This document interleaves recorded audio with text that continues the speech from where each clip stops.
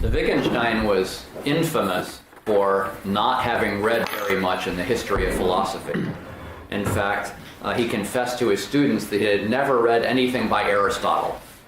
But another friend and student of his, Georg Henrik von Wright, said that Wittgenstein liked Plato and did read and enjoy Plato, and he conjectures that Wittgenstein must have recognized congenial features both in Plato's literary and philosophical method and in the temperament behind the thoughts. I don't know if that's really true, but Wittgenstein's manuscripts contain dozens of mentions of Plato's dialogues or Socrates. So they come up many times either mentioned or alluded to, especially the Theaetetus, but several others as well. And at his death in 1951, among Wittgenstein's belongings were found a 5-volume German translation of Plato's dialogues. So Wittgenstein had a lot of interest in and familiarity with Plato's dialogues.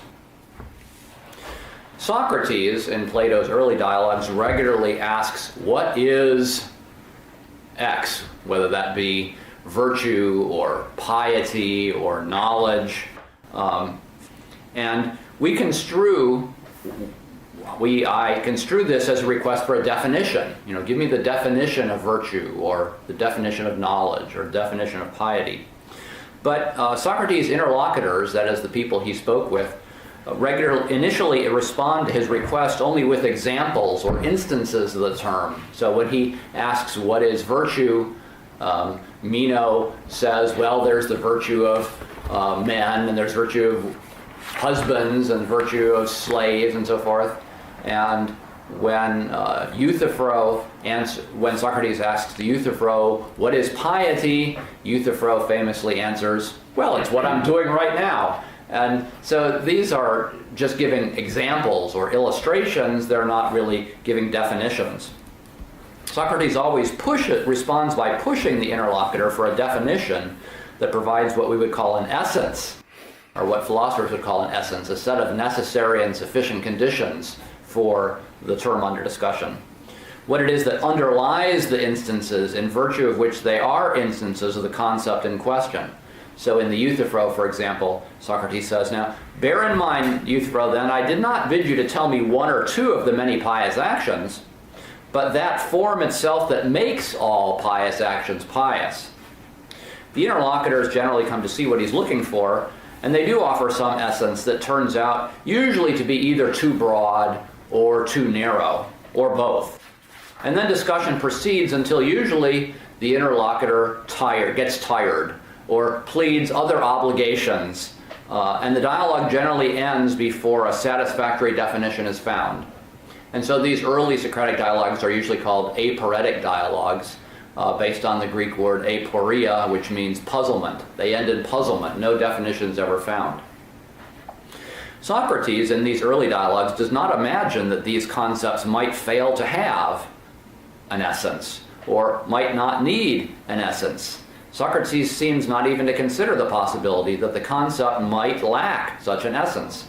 But if you think about it, not all concepts can have essences of this sort, short of circularity or infinite regress.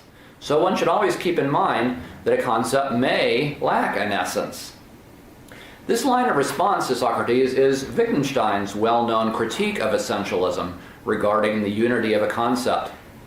Wittgenstein tries to reduce our expectations for what is a satisfying resolution of Socrates' question, what is X? So Socrates was always pushing for an essential definition in response, but Wittgenstein wants to get us to accept something less than that. In the Blue Book, which was dictated by Wittgenstein in 1933 and 1934, Wittgenstein warns that what makes it difficult for us to take this line of investigation is our craving for generality and our contemptuous attitude toward the particular.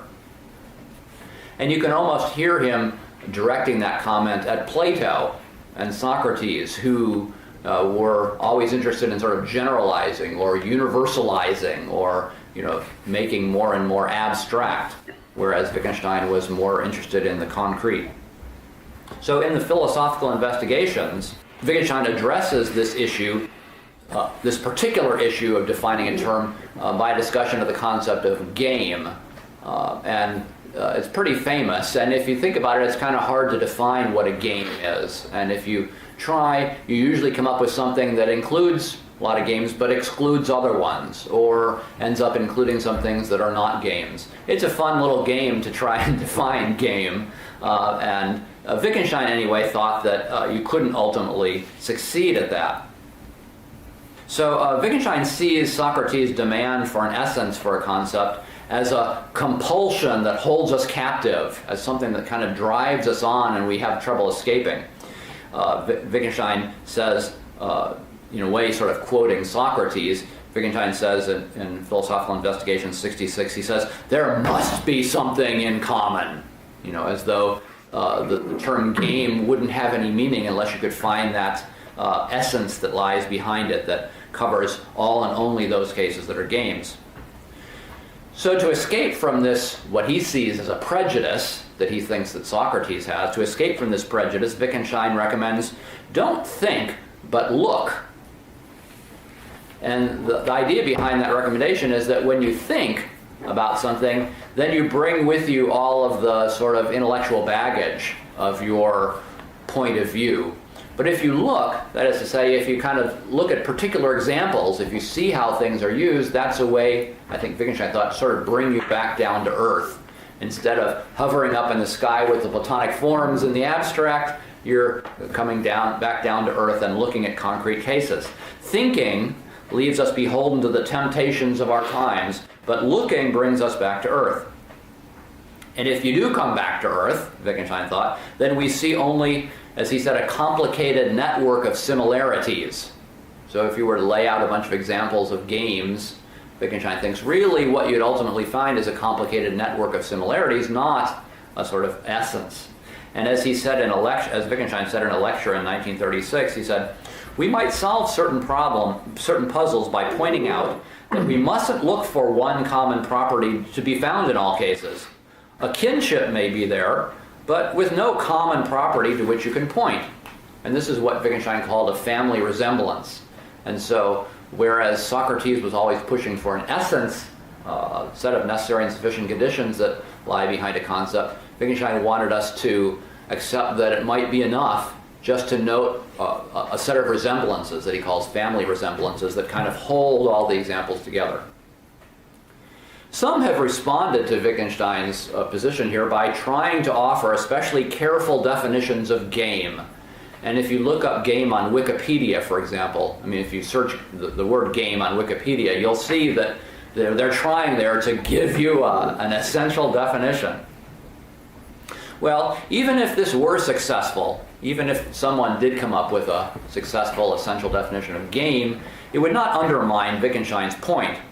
And here I think, I wish in the lecture that I just quoted from, I wish Wittgenstein hadn't said we mustn't look for an essential definition. I wish Wittgenstein had said we needn't insist on finding an essential definition. Because Wittgenstein surely admits that some terms are definable in essentialist ways. In fact, in the Blue Book, on page 25, when he offers a defining criterion of angina, what he calls angina there, but I think what he means is flu, and at that time angina was a term used for flu. But if you try and figure out what flu is, Wittgenstein says it's basically a certain bacillus in the bloodstream, a certain virus, viral infection in the bloodstream. And I think Wittgenstein should be perfectly happy saying that that is the essential definition of flu, is the presence of a certain virus in the bloodstream.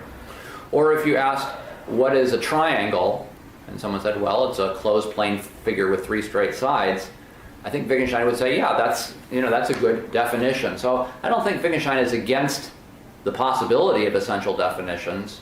Rather, what he's against is the idea that all terms must have an essential definition. And he sees this as a sort of Socratic prejudice. Wittgenstein makes similar points, not just about game, but also he talks in similar ways about the notion of goodness in some of his lectures. And in some others of his writings, he mentions the terms punishment, revolution, knowledge, and music as terms that probably could not have essential definitions, terms that we should accept family resemblance accounts of. So anyway, in this kind of debate that I've set up between Socrates on the one hand and Wittgenstein on the other hand, Wittgenstein summed up his position in dictations that he made to Weissmann for Moritz Schlick in the early 1930s. Wittgenstein said, "I can characterize my standpoint no better than by saying that it is the opposite standpoint to the one occupied by Socrates in the Platonic dialogues. For if I were asked what knowledge is, I would enumerate instances of knowledge and add the words, and similar things." So Socrates sort of takes the position of the interlocutors that Socrates argues with. And Socrates, Wittgenstein seems to basically endorse their approach by just giving examples and not looking for an essential definition. In a typescript that was at about the same time as these dictations to Schlick, after a similar discussion of Socrates' essentialist expectation and Wittgenstein's own satisfaction with just enumeration and kinship, Wittgenstein remarked parenthetically, "I am making it easier and easier for myself in philosophy. But the difficulty is to make it easier for oneself and yet to remain precise." So, in a way, it's you might say he's making easy on himself by not pushing all the way for an essentialist definition. And Wittgenstein is here saying, yeah, in a certain way that's easier, but there still is a kind of precision to that, too. Easier, though, by having reduced his expectations for what is required of a legitimate concept. And then a voice in the Philosophical Investigations at section 65 complains, "So, Wittgenstein, you let yourself off the very part of the investigation that once gave you yourself most headache." That voice, I think, is Russell's voice, really. Bertrand Russell had just that sort of complaint about what Wittgenstein was doing in his later philosophy. Anyway, it's an interesting question, I think, how one might decide whether a term was susceptible of an essentialist definition, or when you can let yourself off the search for an essential definition. And this leaves me with the question, what are we to make of the fact that in the Socratic dialogues, discussion generally ends before a satisfactory definition is found? So I actually want to take a short break here and ask you to tell me what you think. I assume a lot of you are familiar with the early Socratic dialogues, what I was just calling the aporetic dialogues that end without any satisfactory definition. What do you think the moral is that we're supposed to draw from the fact that they don't conclude with any definition?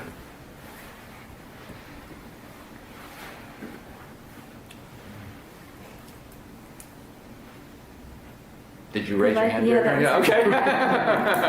I'll just take a stab that the search for knowledge doesn't end, that it continues, it's ongoing. Okay. Maybe it could be a potential message that you should never stop, you should always. Although they do search stop. And continue. Well, yeah, but if you say that there's puzzlement, that it okay, well, maybe that's not such a good answer. No, I'm just pressing you a little bit. I'm not trying to shut you down. Yeah. Oh, I thought someone over here had their hand up.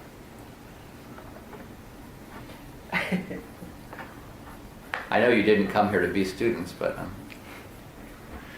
I think anyone interested in Plato and Socrates has to be struck by the fact that over and over, as Socrates searches for these definitions in the early dialogues, they don't come up with anything, and the dialogue ends, and then what? I don't know. What are we supposed to conclude from that? Maybe it's too difficult. And if you gave a definition, you can find an example too that doesn't fit in this definition, and you start again. Mm-hmm. That sounds sort of like what Wittgenstein might have thought, although it doesn't sound to me like what Socrates or Plato might have thought. But I don't know. That's why I'm throwing this out there, because I don't myself know. It's either difficult or impossible. Mm-hmm. It's one of the two, I think. Mm-hmm. Or it could be that Plato wants the reader to come up with an answer on the basis of what has been discussed there before. Mm-hmm. You know, Or it it's could like- be that the answer lies in the esoteric teaching, and this is the exoteric Exactly. teaching showing that it's impossible if you don't if you aren't part of the... You're using my former self against me. Yeah. Comes in the afternoon lecture. Any other thoughts? Best answer recorded. Okay, so when Wittgenstein himself was discussing the Socratic dialogues with his friend Con Drury, sometime around 1930, Drury said, "It may be significant that those dialogues in which Socrates is looking for precise definitions, and all of them without any conclusion, the definition he is looking for isn't reached, but only suggested definitions refuted. This might have been Socrates' ironical way of showing that there was something wrong in looking for one exact meaning of such general terms."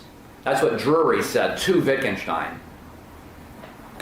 And that's kind of like what Wilhelm was suggesting, I think, that this is supposed to show there's something wrong with the search for. So you're Drury, I guess. Unfortunately, Wittgenstein doesn't pick up on this suggestion from Drury or respond to it directly, so we don't know what he thought about it. But he did hear that as a possibility. So I said that early dialogues generally end in puzzlement with no definition found. One might conclude that there is no definition to find. That's what Wilhelm has suggested. Or one might conclude that we just have not tried hard enough. I guess maybe that's a little bit some of these other answers here that you have to, the reader has to keep going on their own. Or perhaps that Socrates feels like, if only we had more time, we could get to the definition. I think that's kind of what I conjecture, that the early dialogues break off because the people he's talking with have other business to attend to. Socrates wanted to hang in there and keep at it, and I think Socrates thought that if only they could, they would eventually come up with something.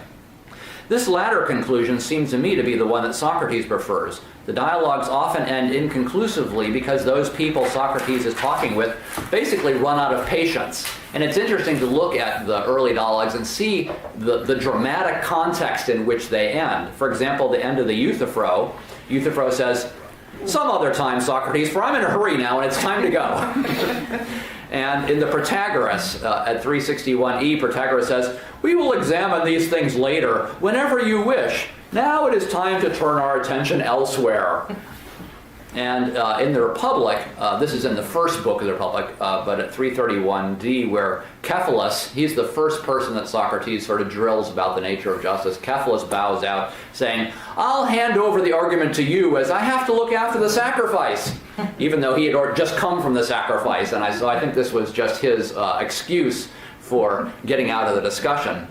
And at the end of the symposium is not an early aporetic dialogue, but if any of you remember the ending of the symposium, Socrates drinks all of his companions under the table. And then he goes off to spend the day as usual, as the sun is rising, while the other people he's been talking to are just laying out drunk under the table. This ending, actually, of the symposium is not unlike Wittgenstein himself. His teacher, Bertrand Russell, related how when Russell first knew Wittgenstein, so this was like 1911 or 1912, Wittgenstein first would come to talk to Russell. Russell says, "He used to come to see me every evening at midnight and pace up and down in my room like a wild beast for 3 hours in agitated silence. I did not like to suggest to him that it was time for bed." So, in a way, Wittgenstein himself sounds like Socrates having drunk his companions under the table at the symposium. But it's interesting that, dramatically speaking, these early dialogues end basically by people getting tired of the search and having other things to do. So it's not really that Socrates has brought them to an end or that Socrates is satisfied that they have ended, but people just run out of patience. Okay, the former conclusion that there isn't really a definition to be found, Wilhelm's conclusion, seems to be the conclusion that Drury reached, that there is no definition to be found. But after all, there's no way to show that a particular term is indefinable. Think about that. How could you show that a term was indefinable? At most, there could be inductive evidence for such a conclusion. This attempt fails, that attempt fails, that attempt fails, so therefore what? Well, that's kind of a weak induction. 3 failures, therefore no possible success. But that's kind of the situation we're in. And if you think about G.E. Moore's book, Principia Ethica, where Moore argues that there is no naturalistic definition of goodness, what does Moore do? He offers about 3 or 4 possibilities, shoots them all down, and then concludes, so there's no definition. But, that's a pretty weak argument when you think about it. They all fail Moore's open test argument as the method he uses, but he doesn't have any proof that all possible definitions would have to fail that test. So Moore himself offers no reason to suppose all proposed definitions must fail the test.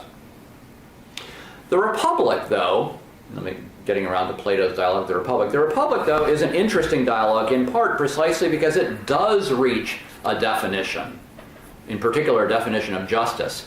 Not at the end of Book 1. I don't know if you're familiar with scholarship about the Republic, but some people have thought that Book 1 of the Republic had originally stood on its own as an early dialogue, as an aporetic dialogue. It does end in some puzzlement. They certainly have not defined justice by the end of Book 1. But, the Republic is actually 10 books. And by the end of the 4th book, they have come up with a definition of justice that all the interlocutors seem to accept.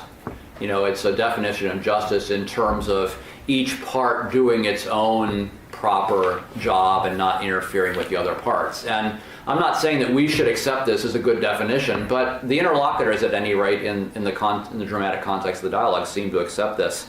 But it has taken a good 4 books to reach this point of a satisfactory definition. So to me, this is at least some evidence for the interpretation that Socrates himself felt that if we had just stuck with it long enough, if we had enough patience, we could perhaps ultimately come up with a definition. And in the Republic, after 4 books, we do, or at least they do, in a way that looks somewhat plausible. So this may be evidence that a satisfactory definition is not impossible to find, but just hard to find.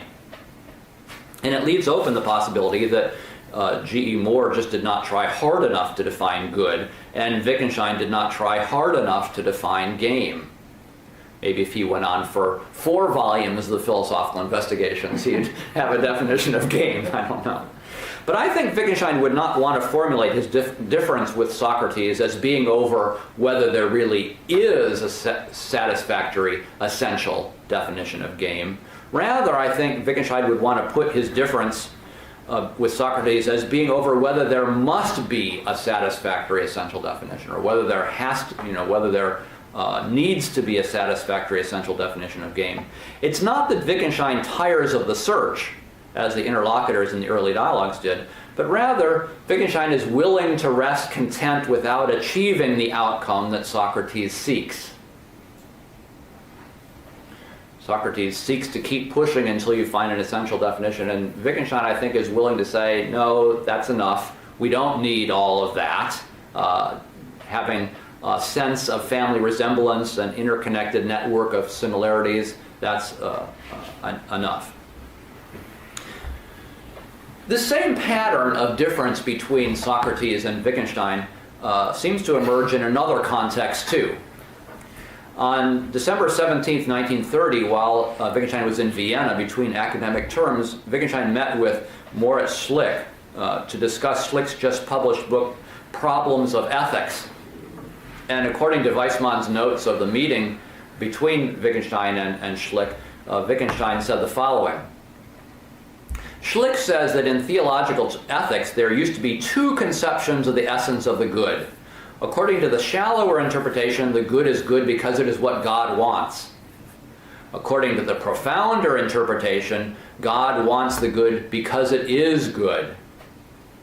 I think, here this is Wittgenstein speaking, I think that the first interpretation is the profounder one. What God commands, that is good. For it cuts off the way to any explanation why it is good. While the second is the shallow rationalistic one, which proceeds as if you could give reasons for what is good. Wittgenstein says, the first conception says clearly that the essence of the good has nothing to do with facts and hence cannot be explained by any proposition. If there is any proposition expressing precisely what I, Wittgenstein, think, it is the proposition, what God commands, that is good. It would be hard to find a clearer statement of Euthyphro's position. So if you think back to the dialogue Euthyphro, this is exactly the position that Euthyphro is taking in that dialogue. And here Socrates is endorsing Euthyphro's position, not Socrates' position. So let me retrace some of what happens in the Euthyphro on this issue. In the Platonic dialogue of the Euthyphro, after Euthyphro has proposed the view that the pious is what all gods love, Socrates asks him this following question of conceptual priority.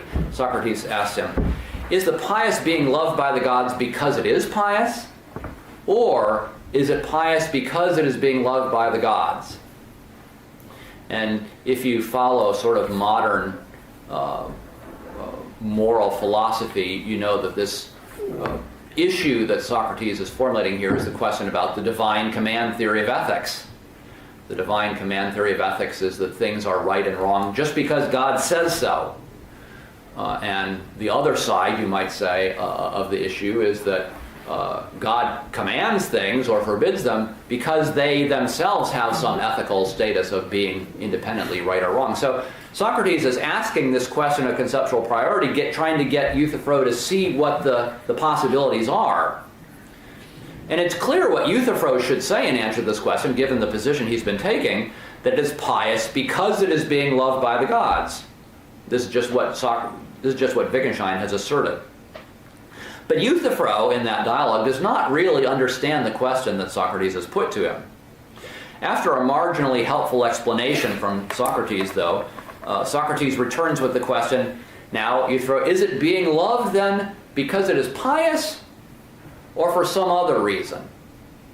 Now, this is clearly a trick question that Socrates is putting to Euthyphro, because he's excluding the position that Euthyphro had been trying to advocate. Socrates is insisting here, is it pious, does God command it because it's pious or for some other reason? Socrates is slipping in the assumption that there must be some reason behind the God's point of view, behind the God's command.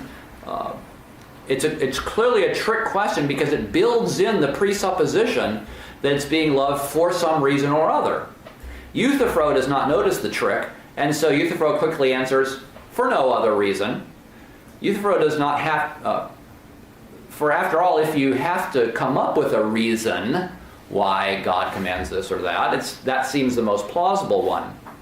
And then when Socrates draws out the unfortunate implication for his view that Euthyphro's answer here has now contradicted the position he took earlier, Euthyphro responds, apparently. But Euthyphro sees something has gone wrong, but he can't put his finger on what it is. The trick that Socrates has played on him, the presupposition that he builds in, is precisely the hidden assumption that many of us would accept, that the gods act for reasons, that commands can be justified. But Euthyphro should have responded, for no reason at all, Socrates. That's the position that he had been advocating.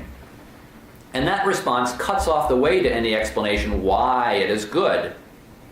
Socrates, I think, is so gripped by the urge to justify that either he does not himself see that he's presupposing that, or else he is cynically using but concealing that presupposition against Euthyphro. In Wittgenstein's diary, not long after the discussion I've just quoted between him and Schlick, Wittgenstein writes, "It is good because God commanded it. That's the right expression for the lack of reason." So anyway, now I've set up another sort of debate between Wittgenstein and Socrates, where again Wittgenstein takes the position of Socrates' interlocutor against the position of Socrates. Here again we see the accuracy of Wittgenstein's remark that I quoted earlier. I can characterize my standpoint no better than by saying it's the opposite standpoint to the one occupied by Socrates in the Platonic dialogues. So Wittgenstein stands with Euthyphro and the divine command theory in ethics, where Socrates insists on a reason behind the commands. Wittgenstein is whereas Socrates insists on a reason behind the commands, Socrates is willing to, whereas Socrates insists on a reason behind the commands, Wittgenstein is willing to rest content without achieving the outcome that Socrates seeks. So I think, again, we have this sort of same pattern of difference between Socrates and Wittgenstein. The question when to press or when to halt the process of explanation or justification comes up in a variety of contemporary philosophical discussions too.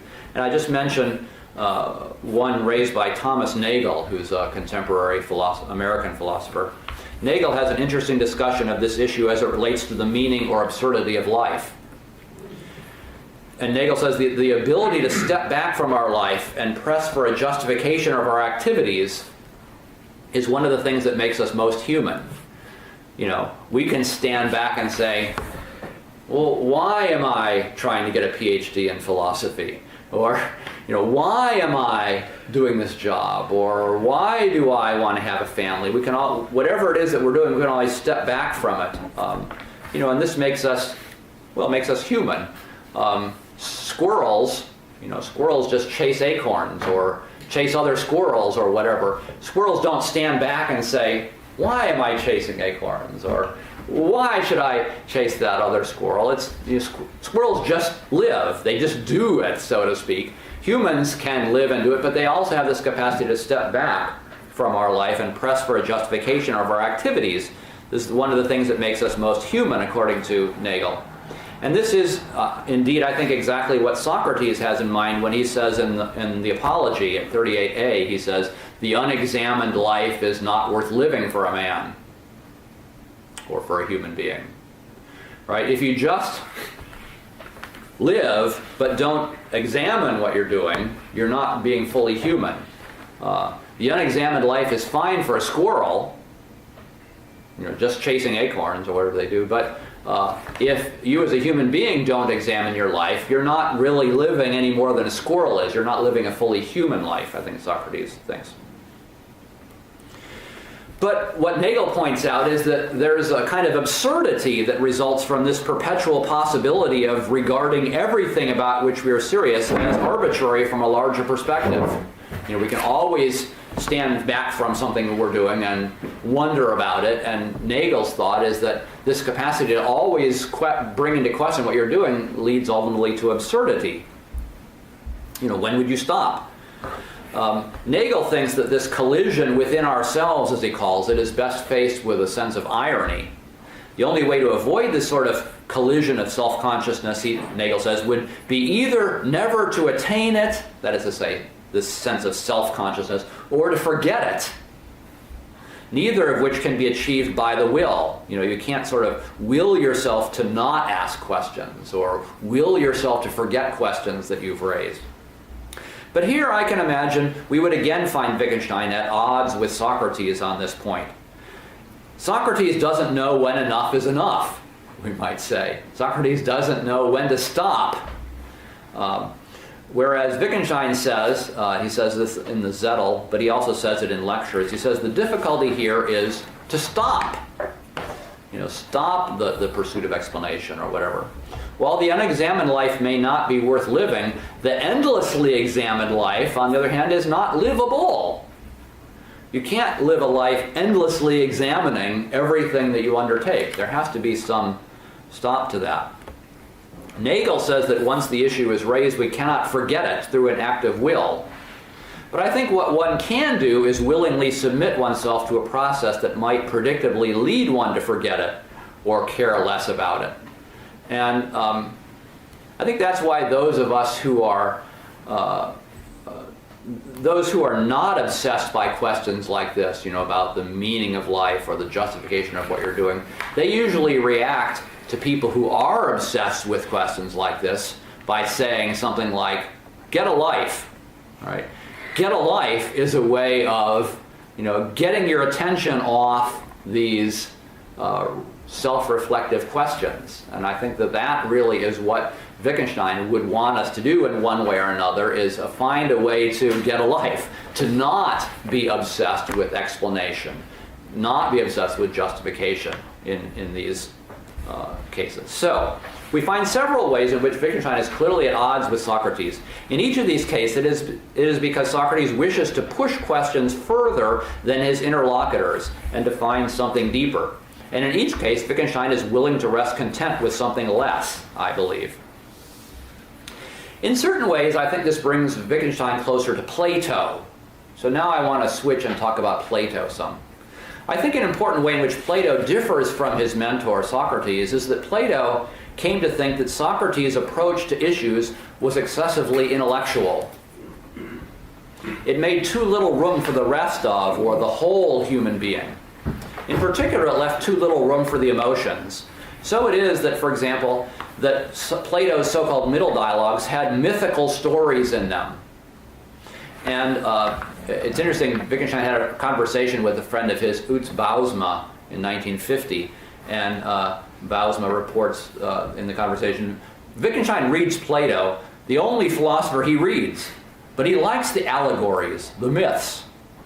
I was surprised to read that because it is not obvious to me that that's what Wittgenstein would like about Plato's dialogues. Perhaps in the myths, Wittgenstein saw a sort of different way of approaching philosophical issues than the way Socrates approached them, and the way that philosophers often approach them.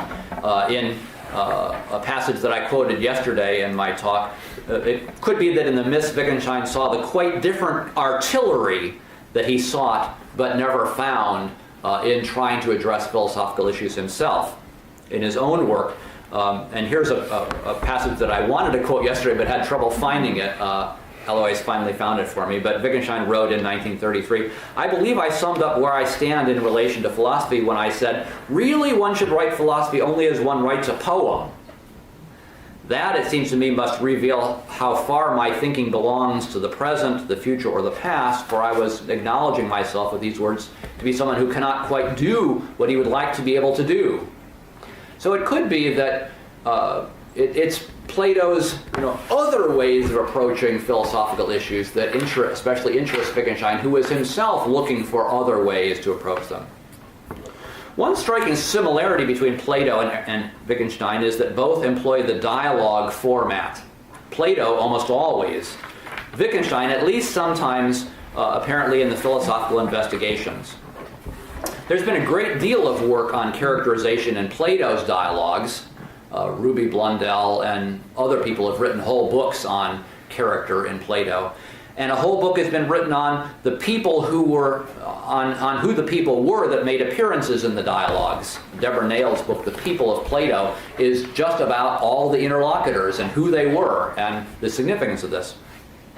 The dialogue format makes clear how philosophy is for Socrates an ad hominem activity. That is to say, it's a one-on-one activity of what you believe. Socrates is not interested in philosophical theories in the abstract. He's interested in what a particular person believes and how that fits with other things that person believes. This method of elenchus is called in Greek, or refutation, only works to show the inconsistency of a set of beliefs all held by the same person. So if I'm talking with Alois and I draw out his beliefs and find a contradiction in them, then that should mean something for him because it's supposed to have a special motivational force, since an inconsistent set of beliefs cannot all be true. And if I am one that holds all these beliefs, then I am holding at least one false belief. So the elenchus method is really a personalized way of doing philosophy. If, on the other hand, I were to try and refute you by showing that one of your beliefs was inconsistent with one of my beliefs, well, that needn't bother you very much, because although one of our beliefs has to be false, you might very well think, well, it's his belief that's false, so I don't have to care about that. But if I can show you that two of your beliefs are inconsistent with one another, that would have much more motivational force. And that's the approach that Socrates takes. But Plato's dialogue format is interesting for another reason. We generally know a good bit about Socrates' interlocutors. So we can see how emotion and circumstance can influence their beliefs. While Socrates himself seems to want his interlocutors to rise above these peculiarities of circumstance and attend to the pure rationality of the argument, the reader can see the limitations of this approach. And especially for readers who are familiar with ancient Greek history, in particular, Plato's own contemporary readers would have known of the people talking with Socrates, and it's possible to see how the views of the interlocutors held played out in their own lives. I would just want to briefly mention one way that this happens in the Republic. In Book 1 of the Republic, if you think back to the discussion with Cephalus and Polemarchus about the nature of justice. Plato's readers would have known that Cephalus was an arms manufacturer in Athens, whose weaponry supplied Athens with the means to pursue its doomed ambitions in the war with Sparta. Of course, Cephalus was paid for these arms by the democratic regime, but he was giving what was owed to madmen, to the Athenian democrats, who were causing great harm through this otherwise just deal. So Cephalus has defined justice in Book 1 by saying it's telling the truth and giving back to people what is owed to them. It turns out that Cephalus is giving arms to the Athenian democrats. It's owed to them because they've paid him for them. But Socrates comes back with a sort of counterexample to this definition, and he says, well, what if what you owe to someone is a weapon, and what if that person you owe it to is a madman? Is it going to be just to give him his weapon back? And Cephalus says, well, of course, no. But that's exactly what Cephalus himself is doing in Athens. He's selling weapons justly to the Athenian democrats who are using them to lead to the downfall of Athens in its war with Sparta. So what Plato has done is created this situation in which the character Cephalus undermines his own definition by his life. And then after Cephalus bows out of the discussion, his son Polemarchus takes over the discussion. And Polemarchus says, am I to inherit everything from you, Cephalus, including the argument? Well, that's, it's supposed to say, it sounds a little funny, but it's extremely ironic because Polemarchus not only inherits the argument, he inherits the guilt of Cephalus, because although Cephalus passes away, when the 30 tyrants take over from the Democrats in Athens, they put to death Polemarchus for having been a supporter of the Democrats. And Polemarchus, you remember, defined justice as helping your friends and harming your enemies. And so Polemarchus dies because the government harms its enemies, namely Polemarchus, by executing him. So Cephalus and Polemarchus' definitions are both, in the dialogue context, undermined by the very dramatic context, by the very lives that they lead. And Plato builds this into the story. Now, we who read this don't necessarily know much about Cephalus and Polemarchus, but the people of Athens at that time would have known these things, and we're able to learn them if we study some ancient Greek history. But I think it shows us the richness of the dialogue format that Plato is using. Bousma quotes some more of his conversation with Wittgenstein about the Platonic dialogues, and Wittgenstein was kind of dismissive because he thought that Socrates' interlocutors were a bunch of yes men. And I think that's often true, that the interlocutors don't put up much of a struggle sometimes.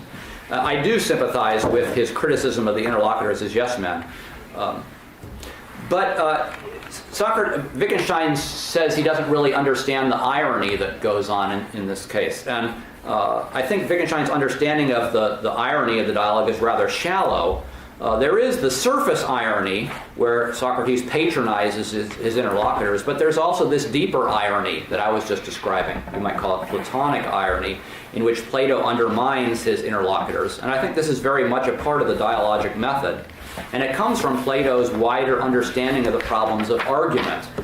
Socrates failed in his attempts to change people, but we can see that by the fact that people he tried to change end up executing him. You know, Socrates wasn't very effective changing people's minds when you think about it, since they put him to death. Now let me talk about Wittgenstein and then end. Wittgenstein does not write in an obviously dialogic fashion, but at least some of the philosophical investigations lends itself to that interpretation. For occasionally there are lines put in quotation marks or between dashes, seeming to suggest another voice entering the train of thought. Stanley Cavell has called these the voice of temptation and the voice of correctness. And another researcher, David Stern, has claimed to identify yet a third voice that he calls the commentator or the ironic voice.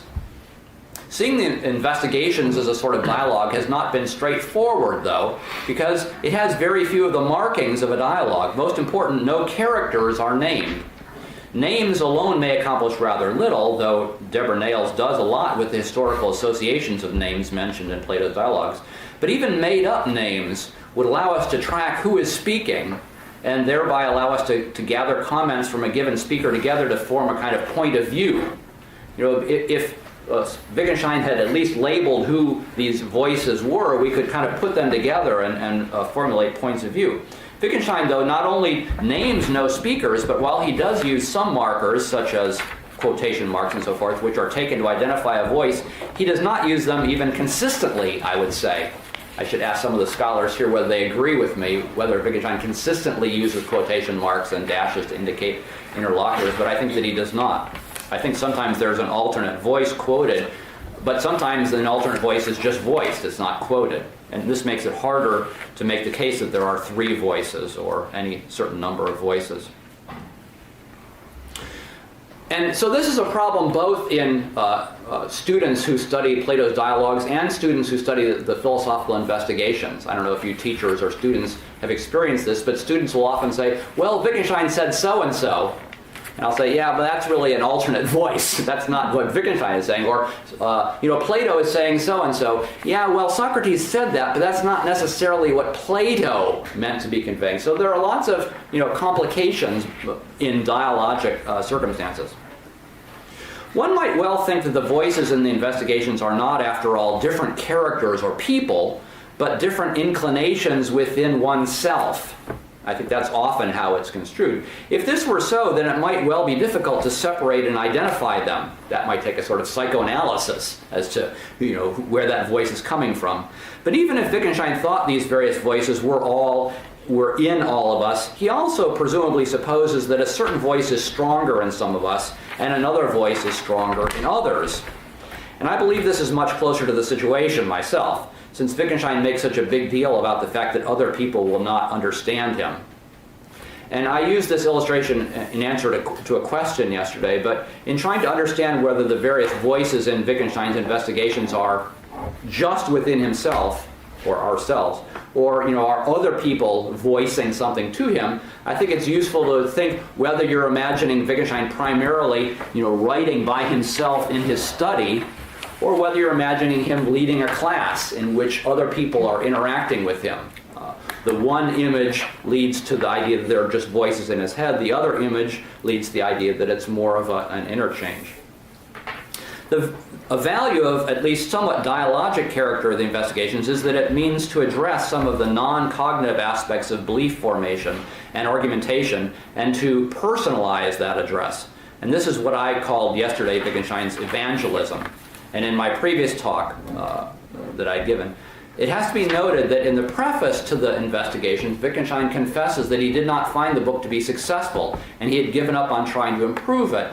But one might wonder how it could be changed or improved. What sort of changes might have made the difference that Wittgenstein was looking for? Would they have been maybe giving fuller characterization to these other voices that he brings in to the investigations? So to conclude, in the so-called ancient quarrel between philosophy and poetry, you remember this line from the Republic, it's at 607b, Plato alludes to the ancient quarrel between philosophy and poetry. I think we can see Wittgenstein wishing to side against Socrates, but I would say with Plato, who found ways of making philosophy poetic. But the problem is Wittgenstein expresses the feeling that he is unable to participate in the quarrel except on Socrates' terms.